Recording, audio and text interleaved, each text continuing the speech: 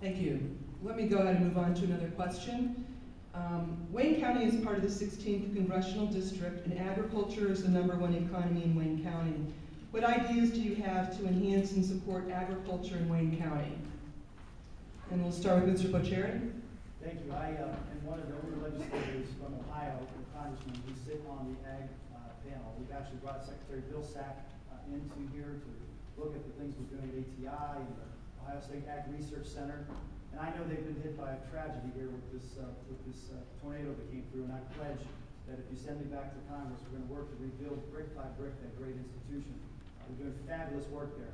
We've been able to bring back some resources so that they can continue studying these diseases that they're able to research there. We want to continue to do the research and make agriculture as important as its prominence in the state. We know that it's $80 billion of economic activity in the state. 1 of every 7 jobs is connected to it.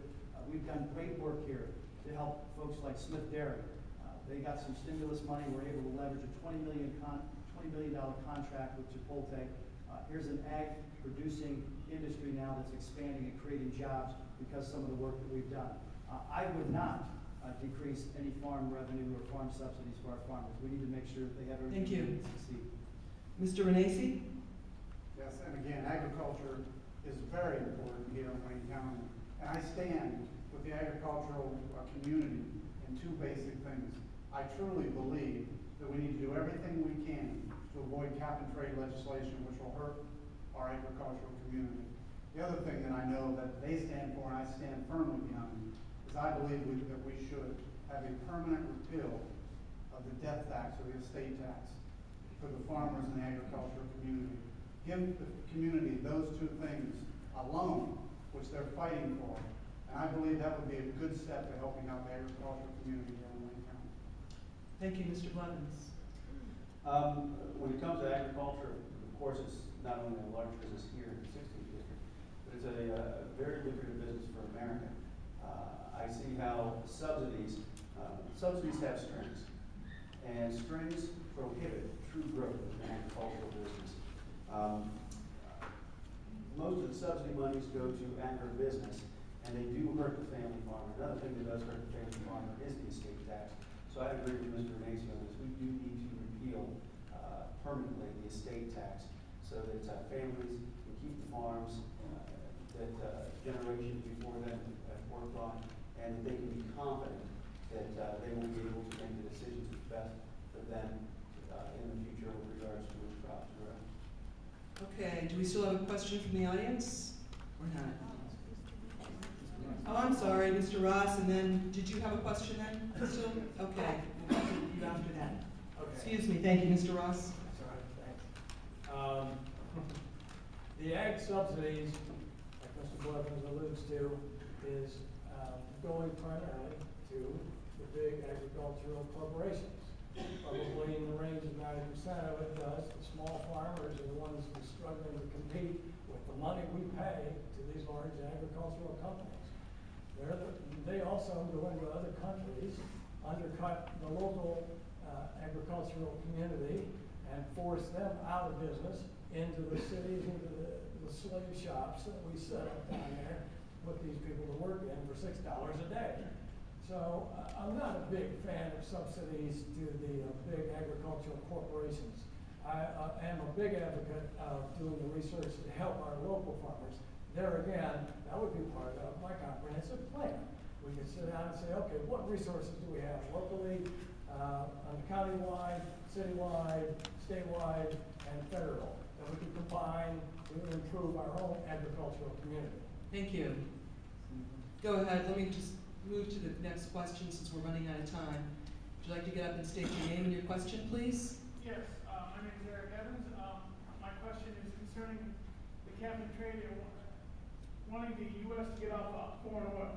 We have no continental upscale drilling or offshore drilling in shallow water. I mean, the lesson to me of the deep water oil spells, we couldn't reach it for 3 months because of the model of the ocean. Move in closer. If something happens, you can reach And your question is? Why is no one pushing for continental and shallow water drilling? Okay. Discovering any oil. Thank you. Mr. Renacci? Well, again, you heard my response earlier. I'm for an all of the above energy policy, which would include American oil. All right, American oil, nuclear, biofuels, all of those things. So I agree with you. We need to be able to work to make sure that our dependence on oil is eliminated by using the resources we have here, clean coal, and all the above, nuclear. We can do it right here in America. We've got to be able to use our resources. Thank you. Mr. Ross? Oil is a dead end. Oil is the fundamental reason we just got enmeshed in Iraq and Afghanistan. I can't imagine we want to follow that much farther down the road. Oil is something that we can get rid of. For instance, right now, we could have a full battery-operated automobile industry in this country where you could drive cars in, they could be recharged, you could exchange at a exchange station, and it would cost no more than 1 year of gasoline that we use. So there's plenty of opportunities for alternatives to oil. Just drilling more holes is not going to solve that problem.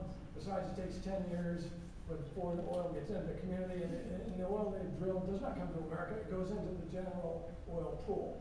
So we still import oil. It doesn't help solve anything to just drill more holes closer to the shore.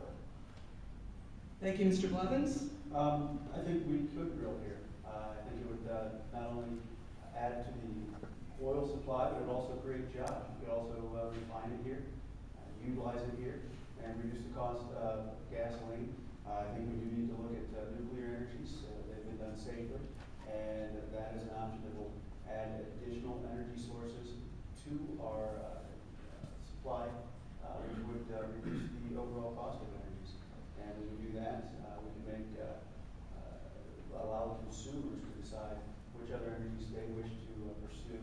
I don't think the government, again, I don't think the government should dictate which energies we pursue as a nation. I think that the free market needs to dictate that. And Mr. Bocheri? Let me just say, I voted against our leadership in Washington when they wanted to put a moratorium on offshore drilling. I think all our energy needs need to be on the table, first of all. Secondly, here are the facts. We import 66% of our oil from overseas. 40% comes from the Middle East alone. And the single largest user of energy in the United States is the Department of Defense. And while we can fight and talk about this in Washington, we have not had a comprehensive energy plan in the United States. And the military is not going to wait for us. They're already flying tanker airplanes, testing at Wright-Patterson Air Force Base in Ohio, using synthetic fuel, which is a derivative of coal. They're also flying fighters on vegetable oil. And if we put 27% of the vehicles on the road were gas-electric hybrids, like the Toyota Prius or the Ford Escape, we would end our dependency on foreign oil. But we've got to do the research here. We can't get to all that the energy that's under the ground, the Marcellus shales and everything, unless we research how to tap that into an energy source, a viable energy source, and implement that broad scale. If we don't do the research, we can't wait for the big oil companies in China to do it for us. Thank you. So this concludes Candidates Night for 2010. I'm sorry we've run out of time. We would like to thank the University of Akron Wayne College, especially Debbie Muniak. I'd like to recognize the organizers from the League of Women Voters, Pat Lyons.